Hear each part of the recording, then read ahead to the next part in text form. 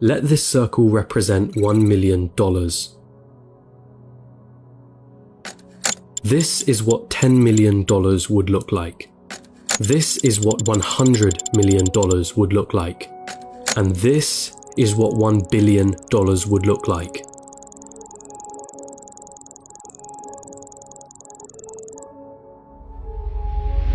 Jeff Bezos, the founder of Amazon, has a net worth of 117 times this number.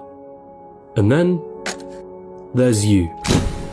You're probably working a job right now, one that you got from the degree that you studied for in university. You probably don't have much in savings, your living expenses seem ridiculously high, you feel as though you're not paid enough, you have credit card debt that needs taken care of. Maybe you're a student, studying for a degree that you hope can land you a job that you hope can bring in some good money. You probably don't have any savings, only a pesky student debt hanging above your head. Wealth? Getting rich? That all seems like a distant dream. How did they do it, you ask yourself? Seeing all those millionaires, billionaires, especially the ones who got there at such a young age, it baffles you, it makes you angry. They got lucky. They were born into wealth. They cheated their way to the top. That money doesn't make them happy. Money is evil anyway. I'm not smart enough. I'm just unlucky. Those dreams you had of buying that mansion, your favorite sports car, paying off your mortgage, traveling around the world, they'll forever remain that way. Just dreams. Nothing more. Nothing less. You come to the harsh realization, it's a rigged game. It's been a rigged game from the start. And you're on the losing side of it. But what if I told you you were wrong? What if there was a way of getting there? An actual equation to wealth, a science behind the way money works. What if you didn't have to abandon those dreams of paying off your parents' mortgage or traveling around the world? Would you call me a liar for saying so? I promise that I'm not, and by the end of this video you'll understand. There's a side to the coin that you're not being shown. But I warn you, the road is tough. It's filled with struggle. It's filled with ups and downs. It will mean swallowing some difficult truths that the school system and society haven't told you yet. And let me be clear, there are many of you who will not make it to the end of this road. But for those of you that do, at the end of this road lies wealth beyond what you thought you could attain. At the end of that road lies the freedom of never having to worry about money again. So, are you with me?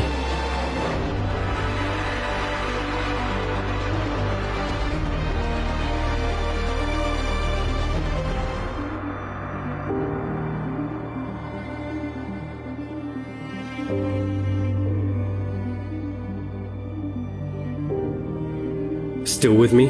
Then let's not waste any more time. What do you really think about money? Is it something you work for? Is it earned or is it inherited? Is it the root cause of all evil? Are you desperate to have more of it? Have you been chasing it most of your life? Truth is, most of what you think about money has been influenced by your upbringing and environment. If you were born into a family that didn't have much money growing up, then you're more inclined to believe that you too will not grow up to have much money. Or perhaps you went on the complete opposite end and decided to make as much money as you can so that you will never be in that position again. The fact that your school didn't teach you much about this subject doesn't help things. And because of this, most of you are going to have false beliefs about money that aren't going to help you on this journey. Now stick with me here, because we're going to have to change the way you've been seeing money your whole life. Hollywood has always had a habit of depicting the wealthy and rich as evil, backstabbing, entitled, or corrupt individuals. If you won't get me a squirrel, I'll get one myself. Question is, have you bought into that stereotype?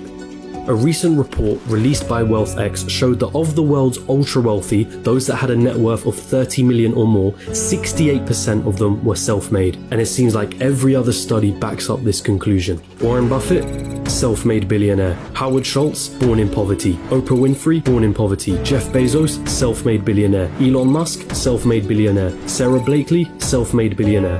What is it that these people know that you don't? Truth is, your equation is all wrong. Here's the two-dimensional equation that you've been taught. Money equals salary earned from a job. Past a certain point, the prospect of getting a job becomes the sole purpose of your education. So what's wrong with that, you ask? I'm going to assume that if you're watching this, you want to make money, a lot of it, and in as short amount of time as possible. If that is your goal, then this equation for generating money will never get you there. We all have one precious resource, the most important resource of all, and once it's gone, there's no way of getting it back. That resource is time. In a standard job, the amount of money you earn is dependent on the amount of time you put into that job. If you earned $20 an hour and worked 40 hours a week, it would take you nearly 24 years to reach a total of $1 million.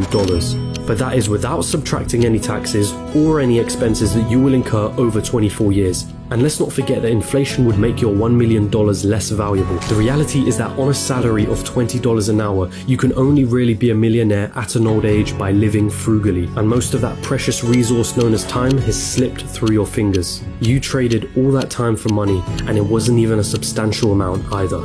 So again, you ask yourself, how is it then that there are self-made millionaires and billionaires at such young ages? What makes them so different? And the truth is, they have a better equation than you. They have a way of understanding money that you haven't quite grasped yet.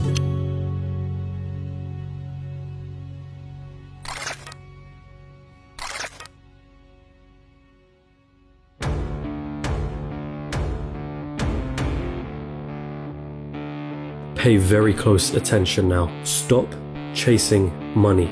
In a capitalist society, the rules of the game are as follows. You are paid in proportion to the perceived value that you have. And the people that perceive your value, they are the market, the consumers of the economy. The market is you, your friends, your family, your neighbors, your country. People complain that football players are overpaid, but for players to be paid millions, there has to be a market for the football industry in the first place. People have to see the value in football in the first place for them to want to spend money on matches and merchandise. And if the market has a high demand for football, guess what happens to the players who are at the top of their game? They are paid generously for it. It's not about how hard you work.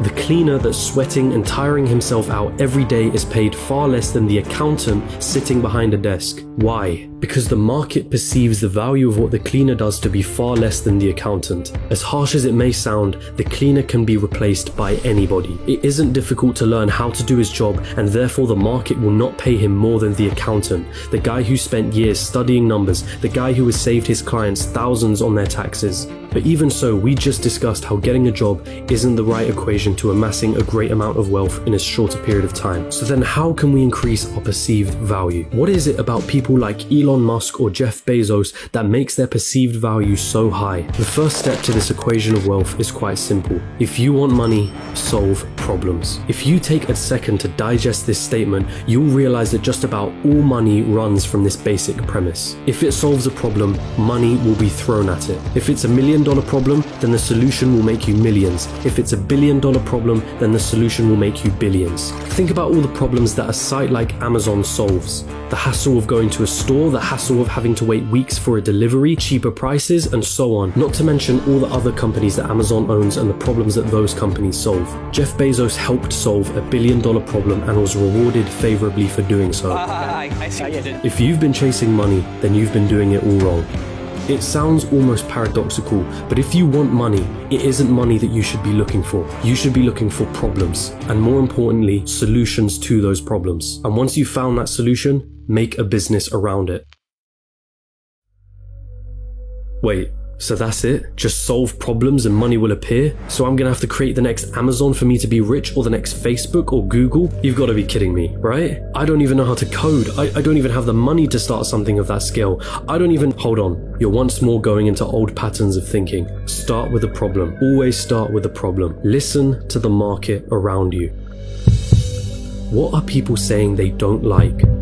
What are people saying they wish existed? What are people saying frustrates them? What do people think is incredibly inconvenient? Is that a problem that you can solve? And also, is it a problem that is worth solving?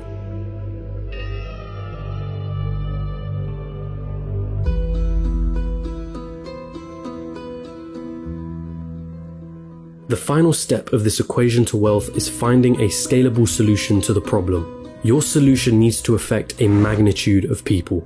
Starting a restaurant? That's not scalable. You're constrained to the local area and the footfall of that area. But a franchise? Now that's more scalable. Is your solution a piece of software? Then that means once that software has been built, you can scale it infinitely online without needing to worry about things like production or shipping costs, as it's all done virtually. Good luck finding infinite scale with a job. But be careful. Does your solution require your time to generate money? Let's say you were a yoga teacher that charged $100 per hour. Congratulations, you only made yourself another job disguised as a business. There's only a certain amount of lessons that you can feasibly do in one day, and therefore your income is time-bound. But if you created an online yoga class that ran 24/7 with lessons you only had to create once, now that is scalable. Scaling your solution is critical here, so do not get lost on this point. Automation also plays an important role. Systems and processes will keep your business running like a smooth machine if implemented properly. If there is something in your business that you can outsource to somebody else or hire an employee to do it for you, assuming it financially makes sense for you to do so, then do it. Tasking yourself with everything is a bad thing. As much as you may think you're the best, there's someone out there that can do a better job than you. Once you've found a solution, it's your job to make sure that solution can be accessed by everyone in your market. It's not about your ego and it's not about what you're passionate about. The market doesn't care about your passions. So now that you have your profitable business running with the right systems and processes in place, it's time to move on and reap what you sowed.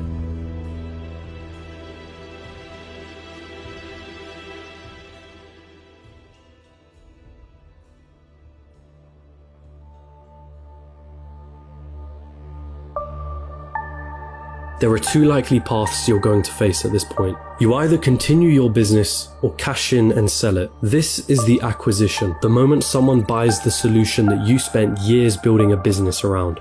This is Instagram being acquired by Facebook for $1 billion. This is PayPal being sold to eBay for $1.5 billion, of which $165 million went straight to Elon Musk's pocket, and the countless other liquidation events that happen across the world. This is where all the effort that you spent into building your company comes to fruition. And if you choose to continue running your business, well, there's a multitude of reasons for you wanting to do so. Maybe you love the company that you built and want to stick with your baby. Maybe you think you can add more value to the company and sell it down the line for more than it's currently worth. Perhaps that business runs passively in the background, so you don't have to do much to keep the wheels turning. Or maybe it's a combination of these three things. Either way, you did it. You solved a problem that the market wanted solving, and it rewarded you favorably for doing so. And so now I ask you, what was it all for anyway?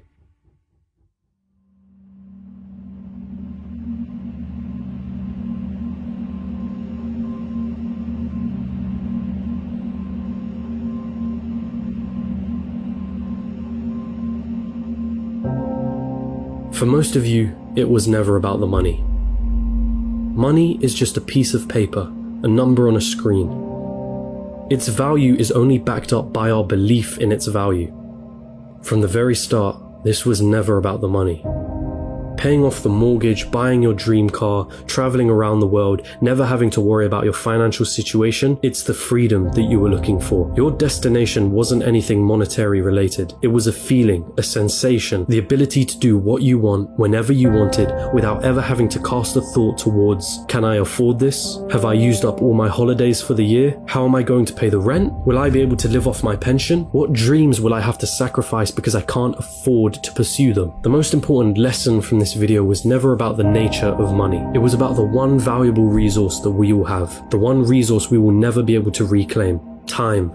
Is giving up a large chunk of your time towards a job that you probably don't like worth it? Is your life settled on working, coming home, watching the telly, sleeping, waking up the next day, and repeating the same cycle till you retire? How many more hours of your life do you let slip through because of this pattern? Or perhaps you're fine with that reality. Perhaps you have no other choice but to follow that path for the time being. And if that's the case, there's nothing to worry about. The most you got from this video was a little entertainment and maybe a change in perspective. But there are those of you that understand the other side. Those of you that have the desire to never need to worry about money ever again. And so I feel the need to remind you, stop chasing money. Chase problems and find the solution to those problems. This is the equation through which all money is found. If you desire liberty through never needing to worry about money ever again, then let solving problems be the meaningful struggle in your life. Does it mean you'll be happy at the end of the road? Does it mean you'll feel fulfilled? Only you can answer that question. But if your struggle is meaningful, then perhaps it's worth pursuing.